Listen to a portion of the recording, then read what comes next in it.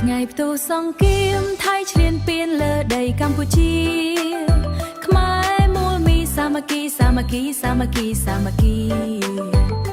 ចូលរួមគ្នាជួយជនភៀសឹកជួយជនភៀសឹកអង្គក្រមាមានស្រីខើយនឹងទឹកសសុទ្ធមានថ្នាំពេទ្យអាហារបរិភោគមេត្តាហាបរិភោគមានកន្លែងជ្រកដើម្បីសុវត្ថិភាព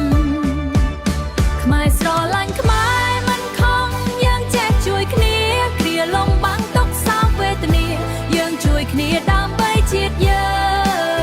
ទឹកចិត្តបងប្អូនស្រោដៃគ្នាផ្ដល់អាហារស្បៀងរួមសាមគ្គីមកគីកម្លាំងជាតិយើង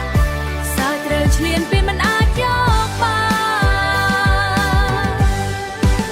នទឹកចិត្តកូនខ្មែរចេះមើលថែការពារគ្នាល្អស្រង់ដៃគ្នាក្នុងគ្រាវឹកបន្តជំនួយជួយបាន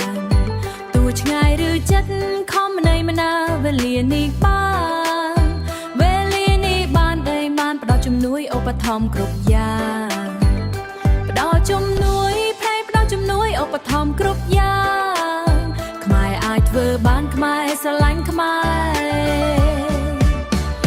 ស្រឡាញ់ខ្មែរមិនខំយើងចេះជួយគ្នាគ្រាលំបាំងទុក្ខសោកវេទនាយើងជួយគ្នាដើម្បីជាតិយើងទឹកចិត្តបងប្អូនស្រោដៃគ្នាផ្ដល់អាហារស្បៀងរួមសាមគ្គីមកគីកម្លាំងជាតិយើងសើចត្រូវឈ្លានពានមិនអាចយកបានជំនួយមនុស្សធម៌នៅបន្តជួយជនភៀសឹក